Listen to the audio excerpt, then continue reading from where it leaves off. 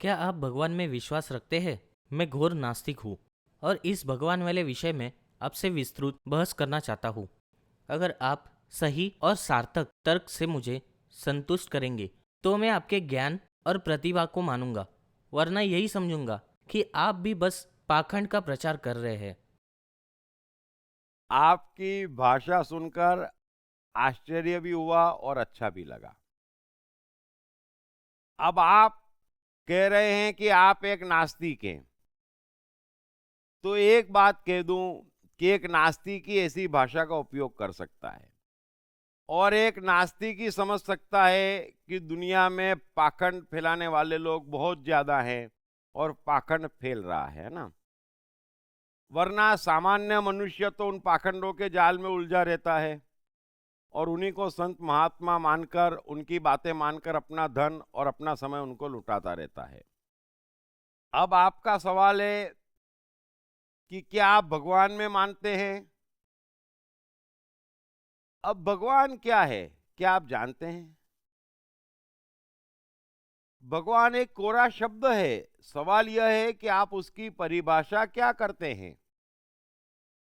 यदि भगवान की परिभाषा कोई यह करता है कि वह सर्वशक्तिमान है, दुनिया चला रहा है ना, उसकी चापलूसी करनी पड़ेगी, उसकी पूजा करनी पड़ेगी तो अपना भला होगा, तो ऐसा कोई भी भगवान इस दुनिया में नहीं है और ऐसे किसी भी भगवान में मैं नहीं मानता, क्योंकि ऐसा भगवान होता ही नहीं है। अब आप नास्तिक है, अच्छी बात है, तो निश्चित ही आप भी ऐसे किसी भगवान में नहीं मानते जिनकी चापलूसी करना पड़े, है ना। और चापलूसी न करो तो दुश्मनी निकाले, हमारा जीवन खराब कर दे, ऐसा कैसा भगवान है। लेकिन आप जानते हैं कि जगत ने ऐसे ही भगवानों की कल्पनाएं कर रखी है और इसीलिए चारों ओर भगवान की चापलूसी चल रही है। अब दूसरी बात, जो विवेकानंद समझाते थे उस बात को समझ लेना। आस्तिकता और नास्तिकता ये मनुष्य जीवन का बेस है और ये 3 स्तर पे है। सो विवेकानंद हमेशा कहते थे कि जिसकी दूसरों पर श्रद्धा है वो नास्तिक है और जिसकी स्वयं पर श्रद्धा है वो आस्तिक है। दूसरों पर श्रद्धा यानी कोई अपने बॉस पर, अपने परिवार पर, भगवान पर, ज्योतिष पर, वास्तु पर, धागे पर, अंगूठी पर, मंदिर, मस्जिद, चर्च पे डिपेंड है, तो कायदे से वो नास्तिक है, क्योंकि वो दूसरों पर श्रद्धा कर रहा है। अब दुनिया ऐसे लोगों को आस्तिक कहती है, उनकी परिभाषा गलत है, तो उनसे ऊपर आप हैं। नास्तिक हमेशा इन सो कॉल्ड आस्तिकों से कई ज्यादा जागा हुआ और धार्मिक होता है और आप उनमें से एक है, उस बात की मुझे खुशी है। सो आस्तिक वो होता है जिसकी अपने पर श्रद्धा है कि भाई मुझे मनुष्य जीवन मिला है, अब मैं जैसे कर्म करूंगा वैसा भुगतूंगा, इसलिए दूसरा कोई भी पिक्चर में नहीं आता, ये आस्तिकता है। और जो मनुष्य इस आस्तिकता को समझ लेता है वही परमात्मा में श्रद्धा कर पाता है, वो तीसरी आस्तिकता है, जहां वो समझ लेता है कि ये परमात्मा एक परम नियम है और उन नियमों के अनुसार चलने और उन नियमों की शरणागति स्वीकारने के अलावा हमारे पास कोई भी उपाय नहीं है। और जो उन नियमों की शरणागति स्वीकार लेता है वही आत्मा पा लेता है, वही भगवान हो जाता है। तो ये 3 स्तर पर मनुष्य है श्रद्धा के। आप बीच में हैं, करोड़ों अरबों लोगों से बेहतर है, इसी तरह से जिएंगे तो एक दिन नियमबद्ध परमात्मा को भी पहचान लेंगे और जिस दिन उसके नियमों की शरणागति कर लेंगे आपके जीवन से सारे संघर्ष दूर हो जाएंगे, क्योंकि नियमों से कोई उलझ नहीं सकता। अब ये तो मैंने आपको भगवान क्या है और कौन से भगवान में मानना चाहिए, क्योंकि नियमों में मानने के अलावा मनुष्य के पास उपाय नहीं है। यदि ऑक्सीजन हमें जीवन देती है, समझ लेना, तो आपको इस नियम में मानना पड़ेगा और हवा से ऑक्सीजन लेनी पड़ेगी और कार्बन डाइऑक्साइड छोड़नी पड़ेगी। तो ये जो नियम है वो परमात्मा है। पानी प्यास बुझाता है, ये नियम है, और आपको प्यास पानी से ही बुझानी पड़ेगी बस। तो इन नियमों की शरणागति करना परम आस्तिकता है। नियमों को जानना ज्ञान है और नियम के अलावा जीवन में कुछ भी नहीं है। अब आप कह रहे हैं कि मैं आपसे चर्चा करना चाहता हूं। अब खुशी तो मुझे भी बहुत होगी, लेकिन समय नहीं है और ये सब विषय चर्चा के नहीं है। जैसे जैसे आप आगे बढ़ेंगे सब कुछ समझते चले जाएंगे, क्योंकि मुझे लगातार लेक्चर देने होते हैं, सवालों के जवाब देने होते हैं, किताबें लिखना होती है, काम भी होता है और जीना भी है ना। सो उस चीज के लिए मैं आपसे क्षमा चाहूंगा, आपकी चर्चा करने की इच्छा मैं पूरी नहीं कर सकता।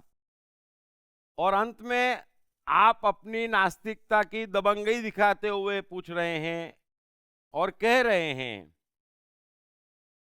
कि आपने मेरे सवाल का ठीक ठीक जवाब दिया तो ठीक, नहीं तो मैं आपको पाखंडी मान लूंगा। अब यहाँ पर कौन किसको क्या मानता है उससे दूसरे को कोई प्रभाव नहीं पड़ता है ना। लेकिन मुझे उम्मीद है कि आप धीरे धीरे समझ जाएंगे। और जब हम शब्दों का प्रयोग करते हैं तो शब्दों का अर्थ भी हमें जानना चाहिए। पाखंड का अर्थ आप जानते हैं? पाखंड का अर्थ होता है कि जो भीतर नहीं है वो करना या उसे प्रकट करना, और जो भीतर नहीं है वो मनुष्य प्रकट करता है या मनुष्य करता है तो क्यों?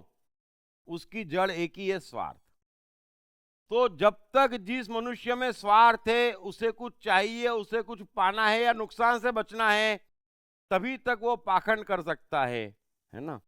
मुझे कुछ चाहिए नहीं, मुझे कोई फर्क नहीं पड़ता, मैं कहीं जाता आता नहीं, किसी से मिलता नहीं, ना मान चाहिए ना सम्मान चाहिए, ना ही मुझे किसी से एक पैसा चाहिए ना धन चाहिए, तो मेरे पाखंड करने का सवाल ही नहीं उठता है।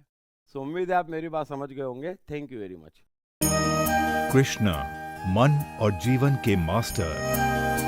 कृष्णा एक प्रेमी, एक कलाकार, एक गुरु, एक राजनेता, एक व्यवसायी।